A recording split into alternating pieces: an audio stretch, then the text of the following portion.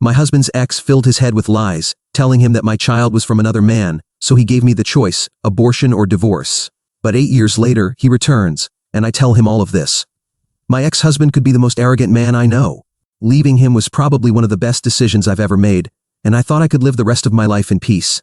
But here he is again. Let me provide some context. 8 years ago, I was happily married to my husband Nathan. Our relationship was solid, or so I thought. We had a good relationship. We dated for 2 years, were engaged for nearly a year while planning our wedding, and then got married. At the time, I probably would have defended and fought for our marriage with my life. I thought we were soulmates, but I guess that was just me. A few months after our wedding, my husband lost his job. It was a tough time for both of us, obviously, but I was confident we could get through it and that he would find another opportunity. We had some savings in the bank, and I was working full-time. Things were a little difficult for a few months, but he was doing everything he could to find a job and was finally accepted after what felt like a million interviews. I still remember how happy we were the day he got that email. I went all out and took him out to dinner to celebrate. Little did I know that this job would end up destroying my marriage. He came back from his first day of work, and instead of looking happy, he looked awful. I could tell something was wrong the moment I saw him. What followed was a very difficult conversation. In an almost comically bad twist of events, my husband's ex-girlfriend Jessica works at the same place where he had just started. I knew about Jessica. Nathan and she dated for 3 years and he proposed to her, but she said no and left him. This was a few years before we met and started dating. Obviously, we didn't spend much time talking about our past relationships, but I knew it was extremely hard for him, and he never mentioned Jessica after that conversation with me. When I found out it was Jessica, of all people, my stomach sank. Of all people, it was her. I didn't know what to do. I mean, sure, years had passed and he no longer had feelings for her, but the idea of them working together wasn't exactly comforting to me. He also seemed really upset, and we spent a lot of time talking about what we could do. He offered to quit the job, but at that point, our savings were running out, and I didn't know how much longer I could keep paying all our bills without making solid lifestyle changes that neither of us would be comfortable with. Besides, I told myself that we were all adults here, and quitting a job because of an ex was childish. We stayed up almost all night talking about what to do, and by the end of our conversation, I felt much better about the whole situation. It seemed silly to think that some ex from years ago could affect our relationship in any way. My husband was extremely loving and kind, and he dispelled all my doubts. The next day, he went to work, and when he came back, he said she was in a completely different department, and he barely saw her once during the day. He told me he never intended to talk to her unless it was for some unlikely work-related reason, and he would tell me immediately if that happened. That reassured me, and as the days went by, I stopped thinking about her altogether. My husband was as loving as ever, and I was proud of the two of us for overcoming something that could have caused serious problems if not handled well. Looking back, I laugh at how naive I was. I was so blinded by love and trust in my husband that I never once thought something shady was going on. A couple of months after this new job, he went on a business trip. He told me that if it went well, he might get a promotion, so I was really excited for him. I asked if I could join him and turn it into a mini getaway for the two of us, but he said he would be working the whole time, so it wouldn't make sense. He also said that the team going to the meeting was all men, and none of them were bringing their wives or girlfriends, so I wouldn't feel comfortable. I was a little upset, but I didn't think much of it. What he said made sense. When he got back, I asked about his meetings and whether he thought he'd get the promotion, but he said he might have to go to a few more meetings with this particular contractor before the promotion was possible. Over the next 3 months, he went on a trip at least once a month, but there was no news of a promotion. Instead of becoming suspicious, I was naive enough to actually worry that his company was making him work so much without increasing his pay. I also want to make it clear that after the initial discussion, neither of us had mentioned Jessica even once. She didn't cross my mind for the most part, and even if she did, I chose not to bring it up. When I told my friends about this during the divorce, they all said it was incredibly naive of me to blindly trust my husband so much. I now agree with them, but back then, I would have trusted that man with my life. 5 months after his new job, I realized I had missed my period. Without thinking much of it, I decided to take a pregnancy test anyway, just to put my mind at ease. To my surprise, it was a positive test. I was shocked. It was definitely not a planned pregnancy, but with Nathan's new job, we were in a good financial place, so I thought it could be a good thing. I was nervous to tell him, but also very, very excited. Nathan was on another business trip when I took the test, but he was coming back the same day, so I decided to wait until he got home. I still remember how nervous I was, and how I started daydreaming about our new life. It was pretty late when he got home, and I remember staying up to have dinner together. When he came in, he looked upset. I asked him what had happened, and he said it was just work stuff and he didn't want to talk about it. I told him I might have something that could cheer him up and asked him to wait a moment. I grabbed the test kit, told him to close his eyes, held it out, and asked him to open them. He just stared at me for a few seconds and asked if it was what he thought it was. I thought he was in shock and told him yes and that we were about to become parents. Excitedly, I waited for him to snap out of it and be happy. But after a few moments of anticipation, he still had that expression on his face. I felt uncomfortable and asked if he was okay and if he wasn't happy about it. His entire expression changed, and he said he was just surprised by the surprise. I told him I was surprised too, but this could be a really good thing for us, and we could handle it together. He still looked uncomfortable and said he just needed time to think. I was extremely upset by this reaction. I expected him to be happy or at least supportive. I told him I was disappointed in him, and he basically ignored me, saying I couldn't expect him to be thrilled about such a monumental change in his life that happened without his decision. I told him he had committed to this when he married me, and if he couldn't be a good husband about it, maybe we needed to reconsider our relationship. He said maybe we should, and he walked out of the room without another word. I said that in a moment of anger and pain. I didn't really mean it at the time, but his reaction broke my heart. I cried alone in the living room and slept on the couch because I didn't want to see him in our bedroom. He didn't come to check on me or ask me to come back even once. Even at that point, I had faith that we would overcome this and somehow recover, but that was just the beginning of my problems. I woke up, and he was already dressed for work and making breakfast. I didn't talk to him and went back to our bedroom. He didn't try to stop me or say a single word. I didn't know what to do. I waited for him to come after me, but after a while, I heard the front door close, and I knew he had left. I spent most of that day crying with my friends and my mom. I called in sick to work because I couldn't bring myself to go. I literally remember it like it was yesterday, and when it was time for him to come back from work, I had a whole speech prepared about how he had broken my heart and needed to be a better husband to me. But unbeknownst to me, he also had a speech prepared, and it was nothing like what I could have imagined. The first thing he said when he got home was, "We need to talk." That worked for me. I needed to talk too. I thought I needed this conversation much more than he did, honestly. It turns out he had the surprise of a lifetime for me. We sat across from each other, and without any warning, he asked me, "Whose baby is it?" I was so confused I genuinely didn't understand what he meant. So I asked him, and he asked me the same thing again, "Whose baby is it?" I will never forget it. I asked him what he meant, and I told him obviously it was our baby. What else could it possibly be? He told me we had already passed that point and that I should just admit the truth and get it over with. I started to panic at that moment. It started to feel less like a joke. I told him again that obviously it was his baby, and I didn't understand why he was asking me those questions. I had never been anything but loyal to him, and he had never acted like this before. He refused to make eye contact with me and said that was when he still cared about our relationship. I'm pretty sure I was already crying by then. I kept telling him that I loved him and that nothing was more important to me than our marriage, but he kept repeating the question. He must have asked me a dozen times, and every time I was just as confused as the first. He told me that if I couldn't be honest with him, there wasn't much else to do because he wasn't going to raise another man's child and live with a lie. I was sobbing, and I kept telling him that I had never even thought of another man since I met him, and I didn't understand what I had done to deserve such accusations. He said that the way I couldn't wait for him to leave the house and go on business trips had told him everything he needed to know about my loyalty. I was too confused to speak. Every time he left for work, I was sad and told myself I had to be an adult and support his career because I remembered how hard it had been for both of us when he lost his job. I stopped asking him to take me with him after the first few times because he always said he was constantly busy and didn't have a minute to himself until late at night. I stopped calling him more than once a day when he was away because he wouldn't answer and would text me, saying he was with clients. All I ever did was put him first, only to hear him say I wanted him to be away so I could spend time with another man. It felt like a slap in the face. I felt sick and almost thought I was in some kind of nightmare. I told him all of this, and he said I shouldn't waste my time making him look like the villain because he was tired of feeling unwanted and wouldn't let me make a fool of him. He said that ever since he started working and traveling, I had been distant and didn't make him feel wanted. He said he hated coming home because I didn't even seem happy to see him, and he felt I was happier when he wasn't around. I kept telling him he was wrong, and that this was all just a big misunderstanding. I was only trying to be a supportive wife. And he kept saying I was hiding someone and would rather spend time with him than be in our marriage. I asked if he had any proof of the things he was saying, and he said he didn't need proof to see what was obvious to anyone with half a brain. I didn't even know what to say to that. I kept saying I hadn't been with anyone. I spent most days while he was away at home, or maybe once or twice I went out with friends, and he could check my phone if he wanted. His response to that was that he didn't need my phone with evidence deleted. I was really defeated by that. I mean, what else could I say? I asked him what he wanted me to do to prove my loyalty.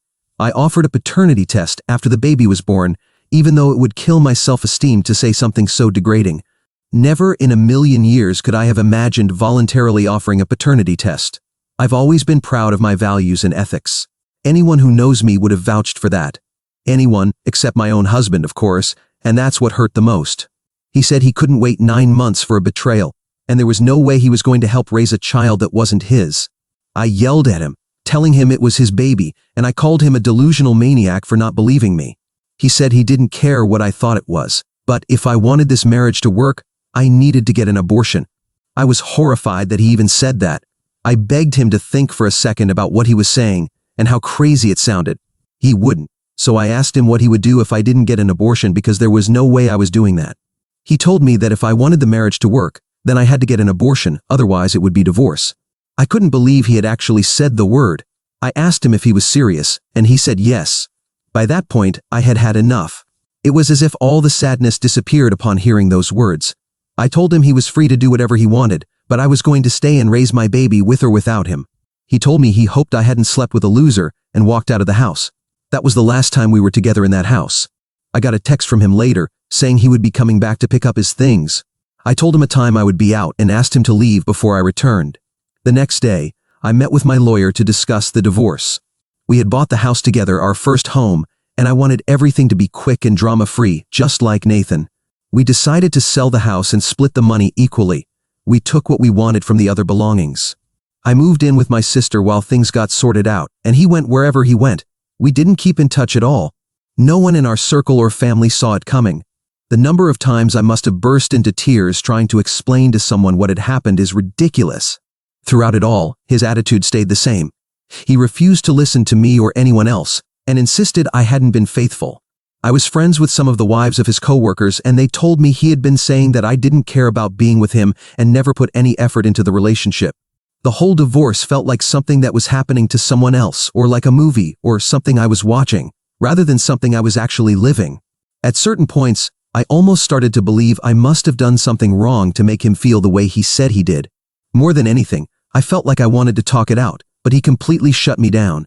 When my son was born, I texted him to let him know, and he didn't respond at all. Months later, one of the wives reached out to me and asked if I had heard about him. I told her we hadn't been in touch, and she also apologized but wanted me to know from a friend. I asked what had happened, and she said that Nathan had gotten back together with Jessica. Apparently, they were the hot topic at the office, and they were together all the time. I started crying. Over the next few weeks, I found out everything. They had been seeing each other for months. All those business trips he had been on were just excuses to spend time with Jessica at her place. Jessica was the one who brainwashed him into thinking I must have been seeing other men behind his back because, according to her, if she had a man, she'd never let him go away from her so often, and a bunch of other nonsense. I found out all of this because my friends pretended to befriend her to figure out what had happened between Nathan and me. She was extremely smug about it and didn't seem remorseful at all. Honestly, I felt like the biggest fool in the world. I saw all the signs and the red flags I had overlooked. In hindsight, it seems incredibly obvious. I spent months in a slump. I was extremely depressed, and it was undoubtedly the hardest period of my life. I had to quit my job, and I had to rely on my family to get by. Being a single mother while dealing with my depression and the guilt of being a burden on my family was extremely difficult, to say the least. I'm glad my sister was there for me. I don't know how I would have made it without her, honestly. It took time, but I recovered. I stopped obsessing over Nathan and Jessica and focused on my son. I found another job and got a place of my own. I thought I was done with my ex-husband for good, and 2 years ago I married an amazing man who treats me like a queen. He is the best thing that could possibly have happened to me, and I'm so happy my son and I have him in our lives. Now that I've gotten all that out of the way, let me tell you why I'm really writing this post. A few weeks ago I was on Facebook, randomly scrolling when I got a text message from Nathan. We haven't had any contact in the last few years, so seeing his name pop up on the screen was a feeling I can't exactly describe. I wondered if I should even open his message, but curiosity got the better of me, and I opened the chat. He said he had been trying to contact me, but my number had changed, and he didn't know where I lived now. He wrote a very long text about how he had broken up with Jessica because she had been cheating on him with multiple men, and that he should never have let her get involved in our relationship. He said he had been thinking about me and our son all the time over the past 8 years, but was too ashamed to reach out to me. He also said he knew I would never forgive him, but he wanted to be in our son's life and would do anything to have the chance to prove himself worthy of being a father. The text had a lot of other things, but it was mostly him groveling about how he wanted to see his son. I couldn't believe what I was reading, really. After all those years, the poetic justice of Jessica cheating on him after he accused me of doing that didn't escape me. It also felt really good to see him groveling and begging to be part of my son's life, because I know, no matter what, that's not going to happen. I thought a lot about what to do. I thought about ignoring him, or lashing out, or just blocking him, but then the vengeful side of my brain took over. So, my son doesn't have a father listed on his birth certificate. I chose not to include Nathan's name, and it's not like Nathan cared at the time. Legally, he has no rights to him. I dated my husband for 2 years before marrying him. He's known and called my son his since then. He's the only father figure in his life. A year ago, on our wedding anniversary, he officially adopted my son. We're a family in every sense of the word. So, I let the evil thoughts win a little, and I replied to my ex-husband, saying, "I don't know what you're talking about. My son was never yours from the start, and my wonderful husband has adopted him." I told him that what Jessica made him believe all those years ago was correct, and that he was the kind of person who would be cheated on. I'm glad he's completely alone now because he deserved it. I sent him a picture of me, my husband, and our son as the cherry on top. I told him never to contact me again and blocked him. Now, of course, what I said about my son not being Nathan's biological son isn't true, but that doesn't give him any right over my child. He missed that opportunity before my son was born, and I just couldn't pass up the chance to make him feel even a small part of the pain he caused me. I told my husband what I did, and he just laughed and said I didn't have to be so mean. Last night, I contacted Laura, whose husband works with Nathan, and I asked if she had heard anything about him. She said she was actually about to reach out to me about the same thing. Apparently, Nathan hasn't been doing very well. He's shown up to work drunk several times and almost got fired. Laura obviously doesn't know what I said to Nathan, so she thought it was because he was finally processing the breakup with Jessica. They broke up months ago. I just listened and pretended to be surprised by what she said. I thanked her for being a good friend. I still haven't told my husband, and I can't tell any of my friends before telling him. I've been feeling a little guilty. Maybe I took things too far. Am I the bad one in this situation? Update 1. Hey everyone, I just wanted to give a huge thank you for all your supportive comments and advice. It's been really helpful reading about your experiences and perspectives. It feels good to know that there are people who support my pettiness and think that Nathan got exactly what he deserved. I have a small update about the whole situation with Nathan. Laura got back in touch with me and said that apparently he had a full-scale fight with Jessica at the office one night when they were both working late.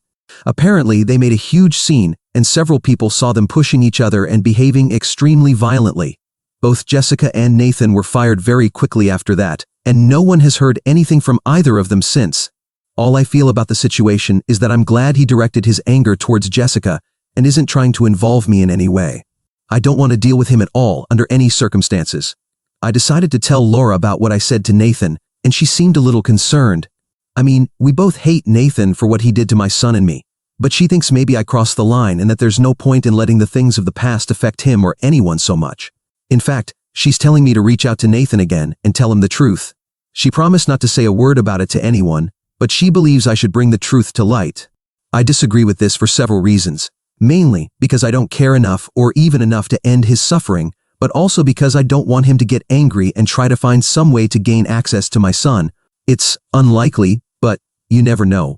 I refuse to take any risks when it comes to my son. He's just too important to me, and I don't trust Nathan enough to let something like this slide. What I did may have been a little harsh, but honestly, he was willing enough to believe that I was lying to him about our son's paternity when we were married. So I don't see why this is apparently such a big blow to him now. Update 2. Since my last update, I've been doing a lot of thinking and decided to have an honest conversation with my husband about everything that happened and what Laura told me. He was incredibly understanding and supportive, which made me feel much better. We sat together, and I explained the whole situation in detail, including the message Nathan sent and my response. My husband listened patiently, holding my hand the entire time. When I finished, he told me that while he understood why I did what I did, he also agreed that I might have been a bit harsh. We talked about the importance of moving forward and not letting the past affect our present happiness. This conversation really helped me put things into perspective, and I realized that while I may have been a little harsh, I don't regret standing up for myself and my son. Nathan made his choices, and now he has to live with the consequences. However, I might need to work on this resentment I feel towards him because my husband says it's unhealthy, and I agree with him. But that's my business, just like my family is. I don't see why Nathan needs to be a part of it. Update 3. I wanted to share a quick update on my situation. After talking with my husband, I decided to seek help from a therapist to work on some lingering feelings about Nathan and the whole issue. It's been really helpful to get a professional perspective and start letting go of the past. I'm doing this for my own marriage and not because I care about Nathan or anything like that. I feel that to be a better wife and a better mother to my son, I need to completely leave the past behind. Some of you also suggested therapy in the past, and I have to admit, you were right. As for Nathan, I haven't heard from him again through Laura since the last time, and I'm not interested enough to ask about him again. I don't care how he's doing, he's an adult and should take care of his own problems. Personally, I'm doing great, and that's the only thing that matters to me. I'm glad he reached out to me and got what he deserved.